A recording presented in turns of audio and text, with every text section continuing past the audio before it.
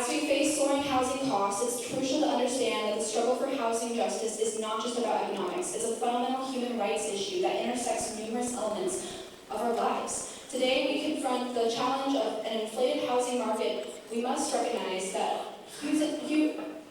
housing rights are intimately connected with other critical human rights: reproductive justice, racial justice, education, voting rights, immigration, and environmental justice, which are just a few causes that Amnesty International USA advocates for. I would know, as a leader of Amnesty International at GCC, a social media manager for the youth page, and a native Arizonan who has experienced how the housing market has affected numerous facets of my life. But let's explore how secure housing rights helps unlock and uphold a range of essential human rights and why this is a cause we all must champion. First, consider reproductive rights. Without safe, affordable housing, access to adequate prenatal and postnatal care, safe environments for children, and stability needed for healthy family planning are compromised. Access to health care in general becomes a burden. However, reproductive rights are diminished when housing is unsafe or out of reach. Consider decisions those in poverty make. Which will you choose between rent or health care for you or your children?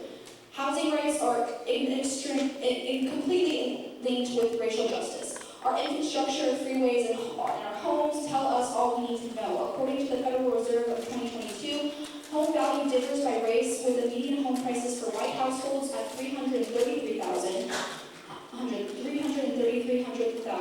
Hispanic households at $275,000, and Black households at $250,000. Ensuring equitable access to housing is critical in stepping to dismantle systemic racism and achieving racial justice. Quality housing is deeply connected with education as well. A stable and good home helps students learn better. It gives them a quiet space for homework, a consistent place to grow, and feel safety that allows them to focus. Poor and unstable housing can hurt a student's learning environment and their development. Families who live in areas with well-funded schools give their students of all ages better resources, education material, and support. This isn't about convenience. It's about making sure every person has the chance to succeed in a supportive educational environment. By addressing housing and instability and improving access to good housing, we can create a more equitable education landscape. It's about ensuring that every student, regardless of their background, has a fair chance to succeed and reach their full potential. Now I ask you, if you aren't able to change this, how are you able to change the system if you're not even allowed to play? Voting rights, too, are deeply impacted by housing instability. In the state of Arizona, you cannot register to vote without having proof of residency. Housing provides the stability necessary to participate in our democracy. When individuals are displaced or face housing insecurity, their ability to register to vote, to receive information, and exercise their right is jeopardized. Affordable housing ensures that every person can engage in the democratic process. Immigration is another intersection with access to housing that as many immigrants face challenges to securing stable, affordable housing. In addition to paying for visas, immigration attorneys, and all the paperwork it takes to become a legal citizen in our country, our housing market just creates another barrier for our neighbors, loved ones, and community members. For those escaping the horrors found in countries with less freedom, our market creates just another adversity for survivors of human rights violations. Addressing these issues not only supports the right to a dignified life, but also fosters integration and contributes to our own collective well-being. Environmental justice and housing are incredibly linked. Housing development that prioritizes environmental sustainability can mitigate the impacts of climate change, which disproportionately affect marginalized communities. Poor housing, by just staying educated, you can make a difference. As we've discussed now, housing is more than just four walls and a roof. It's the foundation of our ability to live with dignity, security, and opportunity. Housing rights are fundamental to the comprehension of a range of human rights. Thus, addressing inflation in the housing market is not just an economic issue. It's a moral imperative. Let's recognize the vital link between housing and work together to address these challenges. By doing so, we are not only improving living conditions, but building a stronger and more prosperous society for everyone. My words alone could never do the housing crisis justice. But luckily, we are incredibly blessed to show you later the amazing documentary A Decent Home, where the link between housing and human rights will be further discussed. Thank you, everyone, for your time, and make sure you vote!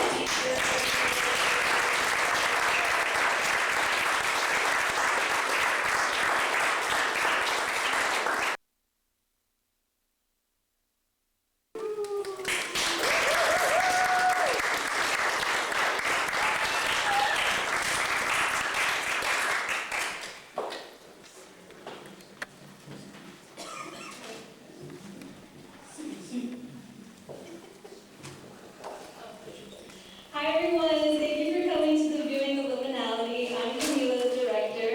I'm Zach, the assistant director, and I want to just give a quick shout out to the cast and crew that made this project possible. If you guys want to stand up, give you a little round of applause there.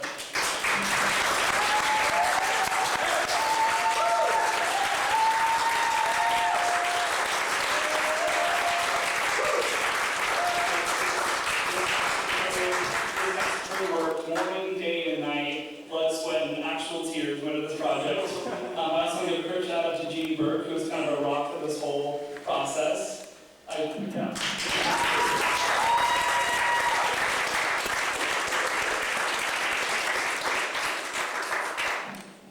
to give a little bit of preface. This showing of this film is a little more of a horror thriller, so if you don't like that, or if you can handle it, our exits are going to be on the other side of the building. They're a pacemaker, just. We are proud to present Liminality, a Cinema Society production. Thank you.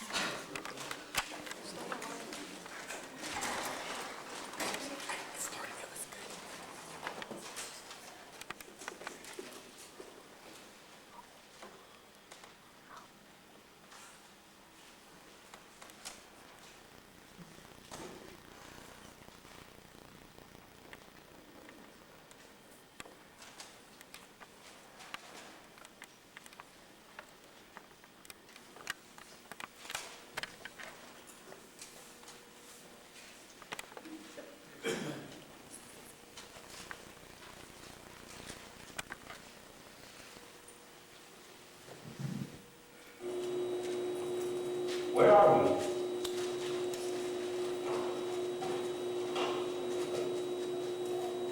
Hello? Anybody there? You have no service.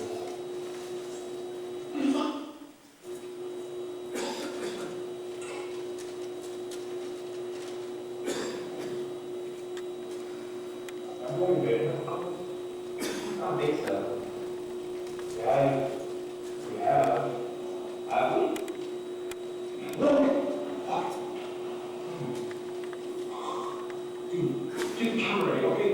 We need something big here. 3, 2, 1. What's up, guys? Here we are. I'm not gonna have that. I go again. We're coming to you live from a seemingly infinite liminal space between our world and another. Jake and I, that's Jake, and no. I've been researching paranormal phenomena ever since I was in high school. Now, Jake and I are able to bring you unseen footage that can change your very perception on the world in which we live. Otherwise, we can't. Technically, we were fine. Looks like we're stuck here. So we should keep going. Cut.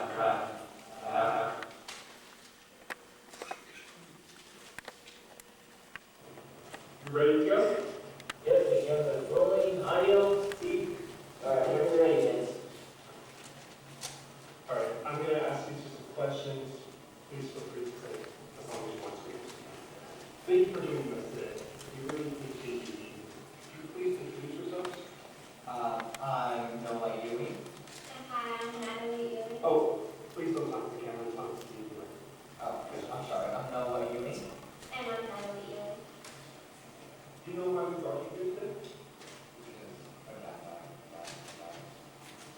Or might be the document members of Wanda and the discussions. Do you have any ideas of this? Move the plumbing out of the road. Yeah, we did that most of the time.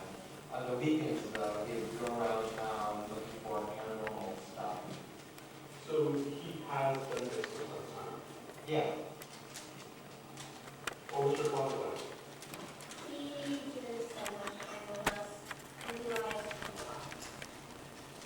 So did either of you ever go on your dad's paranormal expeditions? We never really believed in stupid theories and Well, I don't think your dad has he ever talked to you about any of this stuff? Anything interesting? Maybe about the place he died? Not really. I remember our conversation on the phone with Jake talking about going at his place. I don't think he does, but they seem a lot more obsessed than usual. yeah, the next morning he told Ron he was going with Jake camping over the weekend. I thought they were going on some secret day retreat, but I saw him pack his camera and paranormal tracking devices. I don't know, just I see. We were able to recover some of the belongings from the disappeared.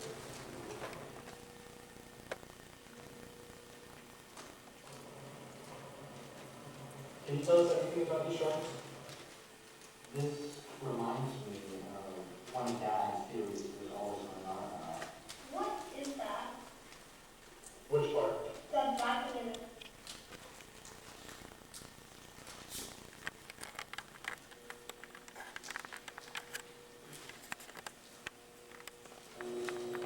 Are you ready?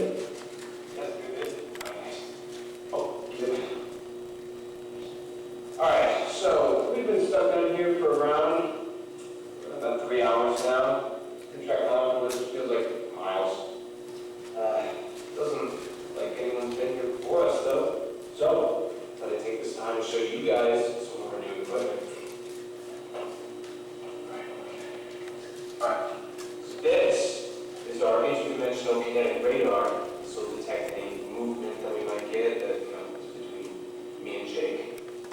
Let's see here.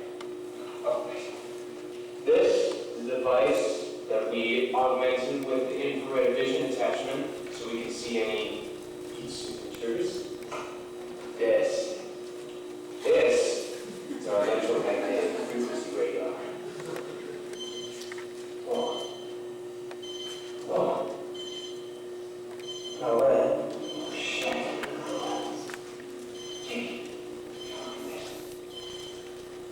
The readings off the chart.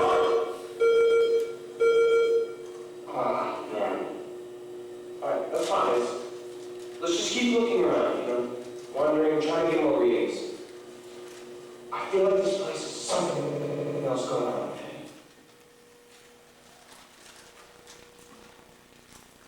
Thank you for joining us today.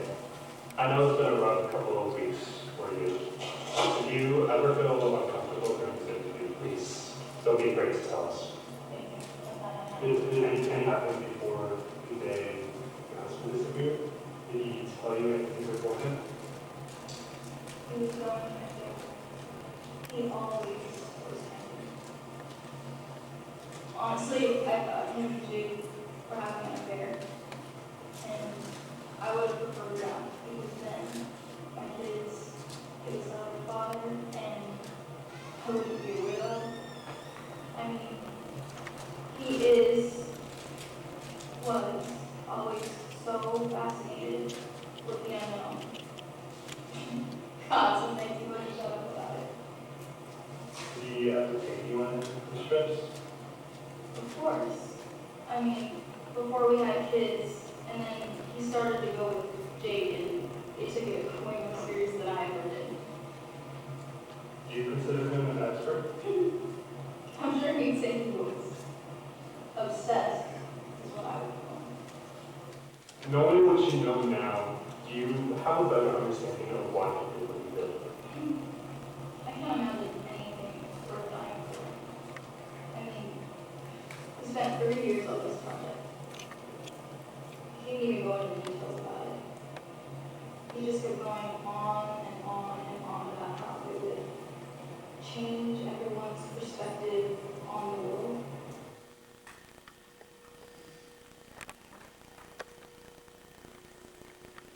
Gandhi?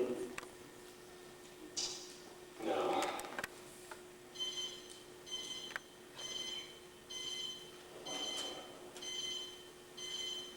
There. There. Here. Right there.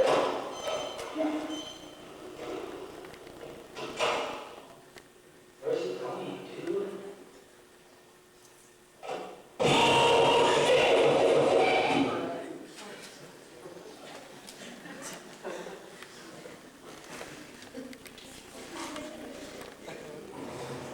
Where are you going, Jake?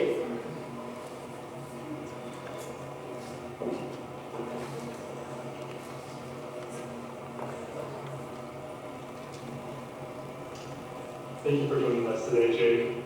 We are very interested in what you have to say. Yeah. Sure. Told me that. What happened down there? When we first got there, felt really weird. But it was a dream. We like constantly gave up fighting all out of the place. I mean, I kept together with Steve. You know, I'm trying to go through that for. How'd you get down there? I don't really know. When we were exploring this abandoned place that, you know, Steve wanted to keep going. I didn't want to, but we did.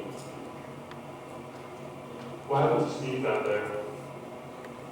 It's hard to say. I'm searching around my head around it. And we're just fuzzy, like little bits and pieces that I get, but hard to say.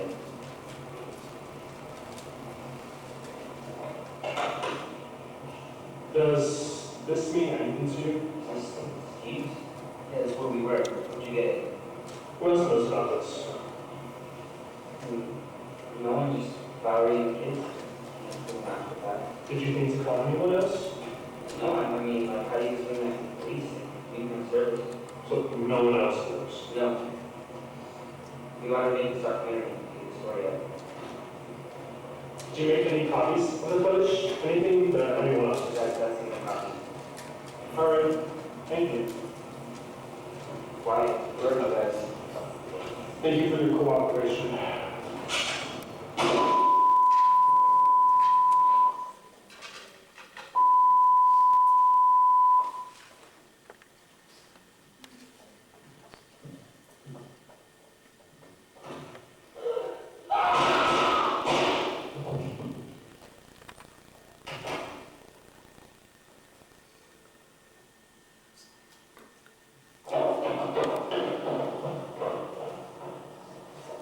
Shit.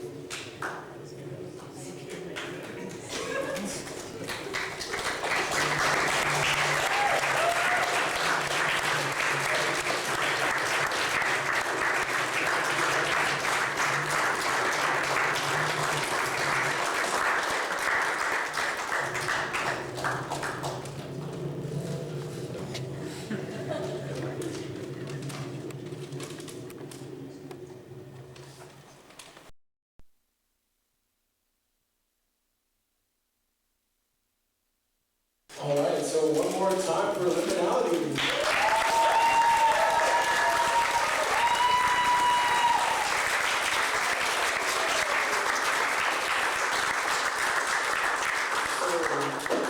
So my name is Alexander Williams. I want to thank you all for being here today, and I'm glad to be able to be a part of this. I'm a local Phoenician. I was a gaucho actually a long time ago, so this is kind of a full circle moment. I was invited to be a part of the film just as an extra, but then also got the opportunity to kind of participate in this evening. And so I'm actually going to host a quick Q&A with Kay, the president of the Cinema Society, and also Riley, our lead actor.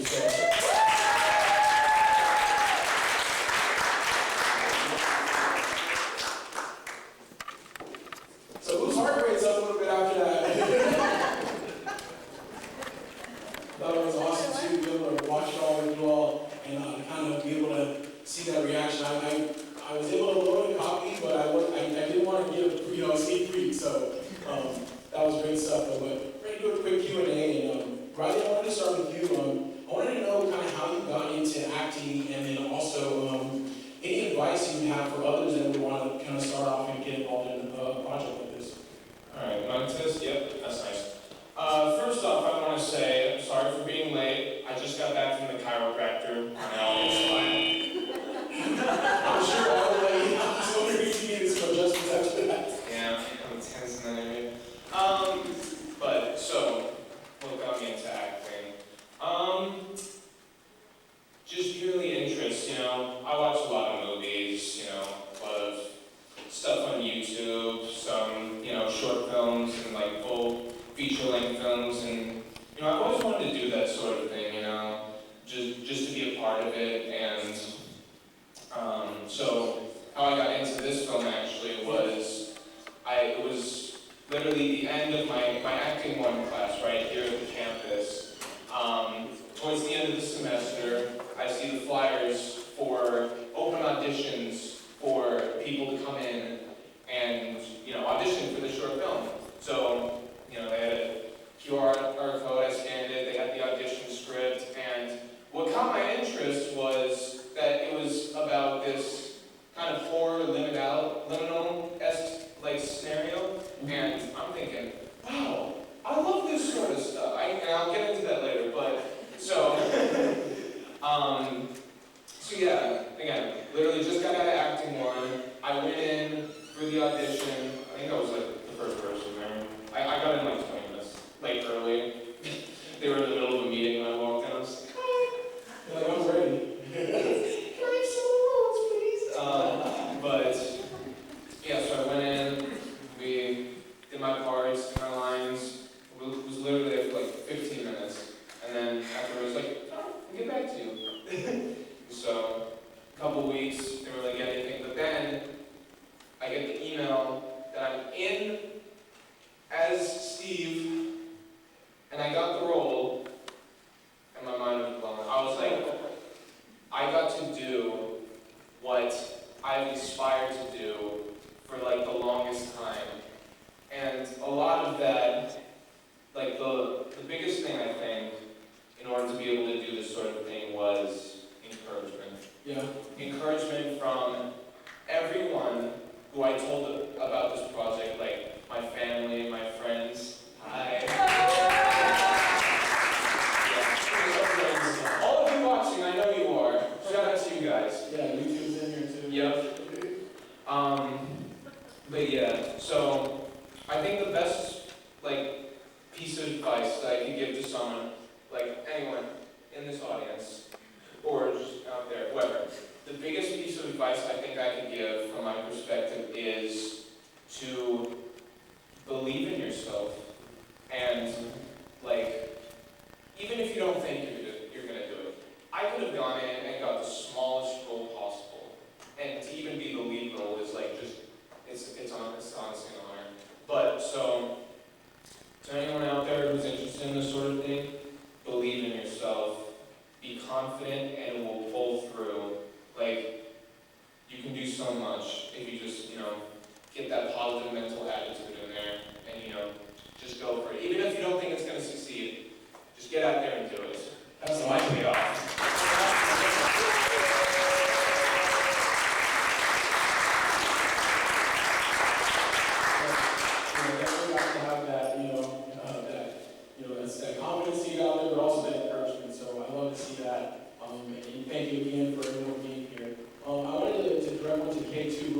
I'm not sure if that was your mind. Yeah. We'll try to make it work, yeah.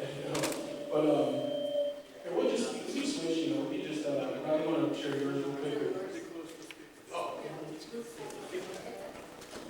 it's okay, yeah. So there's me, right? Also. Okay. Okay.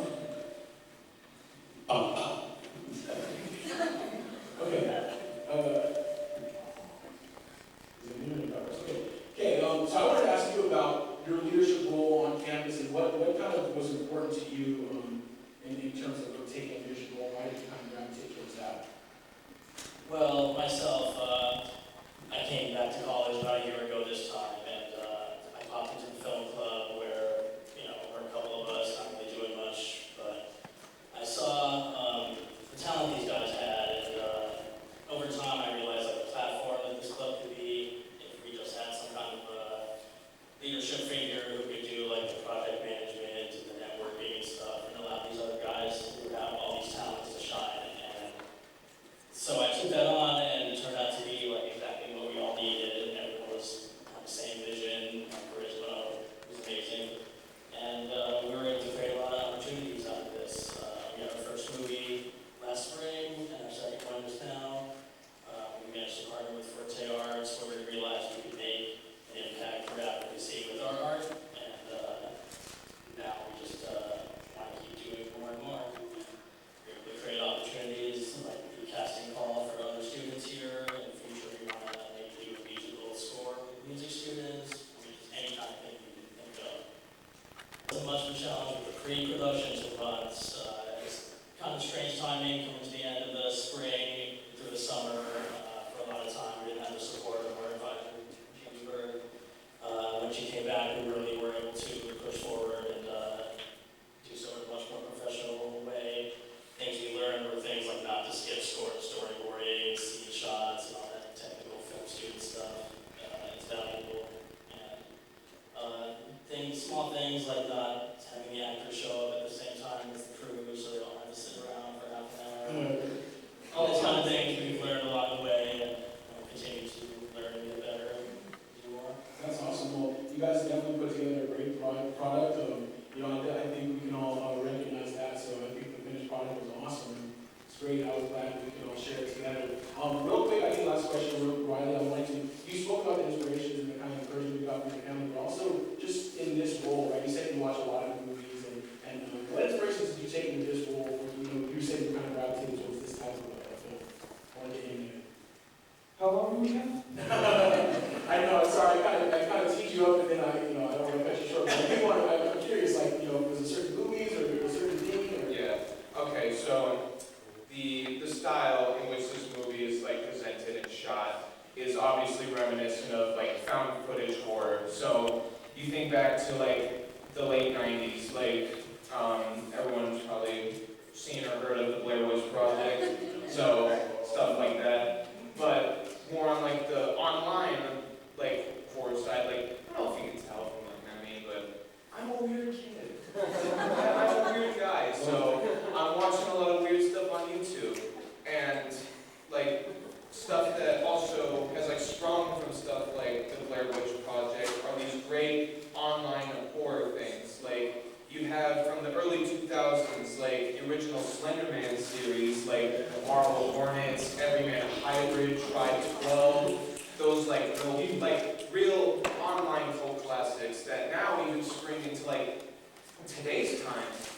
You have analog horror series that inspire stuff like this, obviously to those who might not or may know it, the very popular analog horror series that's coming out and still going right now, the Backrooms by Kate Pixels on YouTube.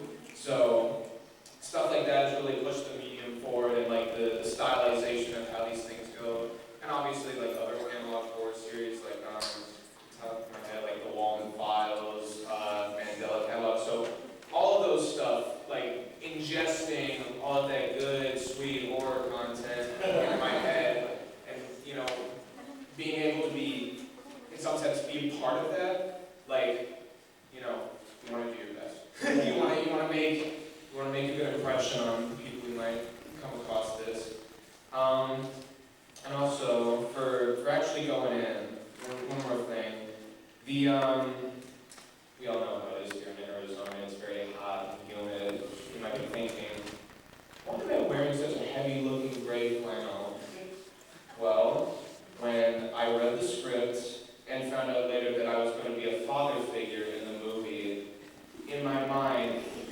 instantly thinking that you hear him laughing.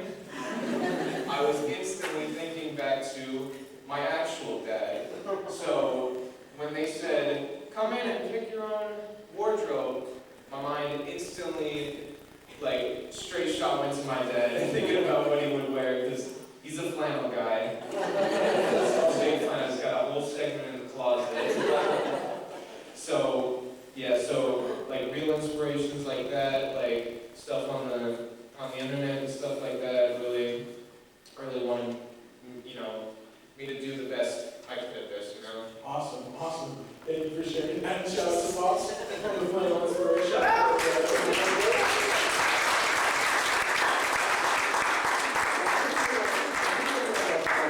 We're going to take a short intermission, and then we're going to kind of switch back to some more advocacy. We're going to come back with the Decent Home documentary.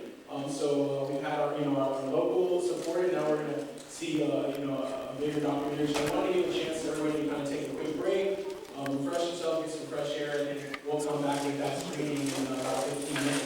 Also, I think there's going to be a DVD graph. Is video graphical or? Okay. So yeah, so once we're gathering back, we're going to have some DVDs as well as the film we just saw. Thanks again, and we'll see you guys just in a few minutes. Thank you guys. All you do is just make up your mind that you're gonna do something. The key to life is your attitude. Make sure you're doing what you want to do. Your goals can unfold right before your eyes, but you gotta have certain priorities in order.